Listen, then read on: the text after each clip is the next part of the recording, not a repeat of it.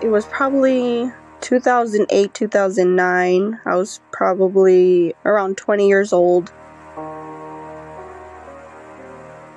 I was in an old house, in my parents' house. It was in California. This house, it wasn't really anything like out of the ordinary. It was in a neighborhood that was like in the suburbs. We didn't think anything of it. Like, maybe there is a history of it. We didn't really research it. We didn't have a reason to until these experiences came. I remember specifically, I was in my room and I was with my sister. We were folding clothes together. And it was pure silence. Nobody was home. It was just her and I. And I remember folding clothes. We were there for a little bit, just talking a little bit. And then out of nowhere, I just hear someone whisper my name into my ear. And mind you, we didn't have no music on. We didn't have anyone else in the house. So that's all I heard was my name, Natalie. I screamed so loud. My sister saw my reaction when I jumped up and screamed, and she was like, "What's wrong with you? What happened?" And so I told her exactly what I heard into my ear. And she got so scared. She believed me. She usually doesn't believe in spirits or anything like that, any ghost-related type of things. But she believed me because of my reaction. So as soon as we were done folding clothes, or actually, we wanted to get our mind off of it. We didn't want to put any attention towards it. We didn't want to bring any attention to it. We just put on some music and kept folding clothes.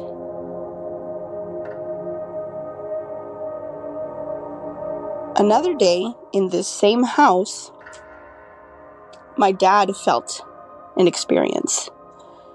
He was in the kitchen cooking. He was the only one in the house. So there's this hallway that we have, and it has all the rooms. And the farthest room, one of the rooms was my sister's room, her and her husband's. And my dad had said he heard someone opening and closing drawers from a dresser. Specifically heard that. And so he didn't think anything of it. He just kept cooking as he was in the kitchen. And then my brother-in-law comes inside, and that's when my dad got scared. He got goosebumps. And he asked him, "Weren't you just in your room?" And my brother-in-law said, "No, I just got home from work. Why?" And my dad had explained to him what he heard in his room.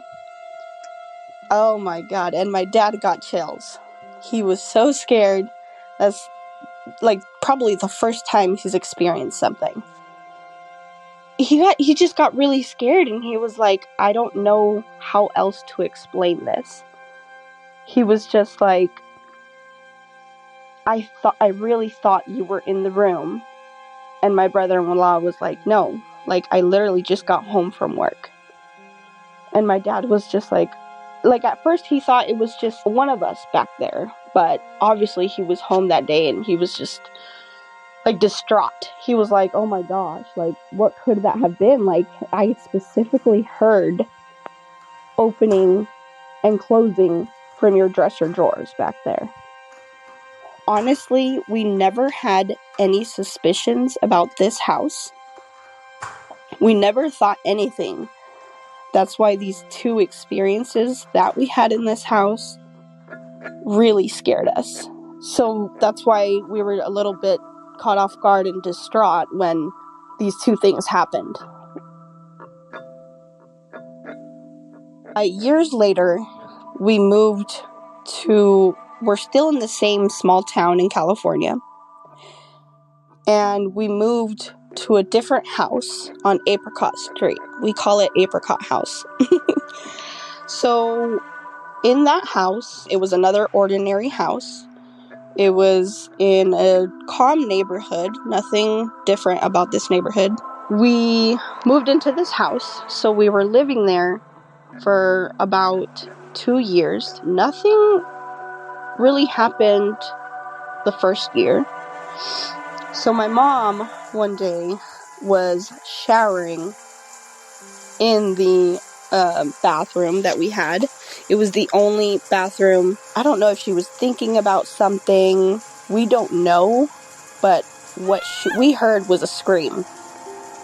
And what happened was she was showering, she was shampooing her hair and everything, and she looks up and she clearly sees a face. She couldn't really distinguish if it was a family member or a friend, anyone that had passed away in our family or anything. She couldn't distinguish the face, but she saw that it was clearly a face, the shape of the face. She screamed so loud that we heard her down the hall in the living room.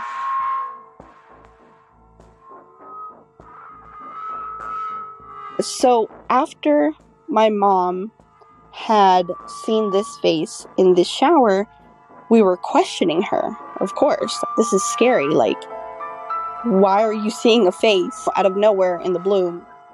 And so we asked her a bunch of questions. Why? What? We were confused. And so we told her, like, what did you see? Whose face was it?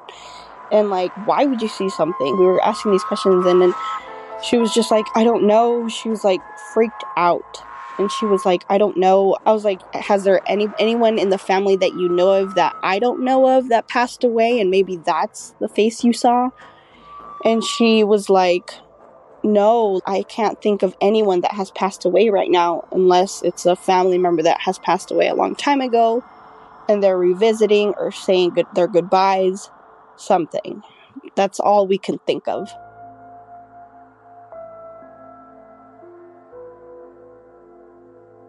So my son was at my sister's house. This house is a beautiful house. She still lives there till this day.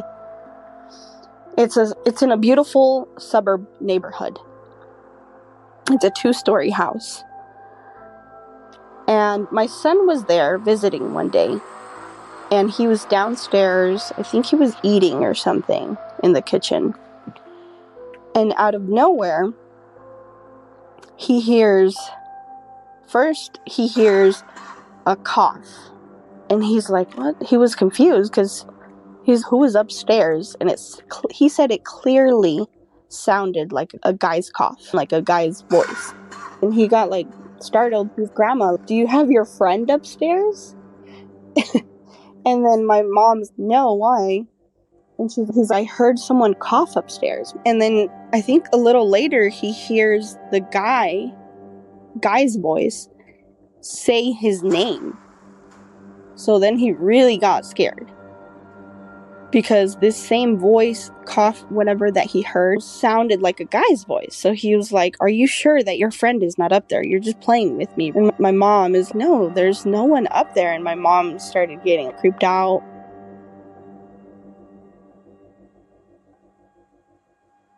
This is not only it. In this same house, my sister's house, she has heard multiple things. She always hears footsteps. She's always hearing, if she's in my mom's room, from her room, she'll hear footsteps in there. And you can clearly hear that it's in the closet.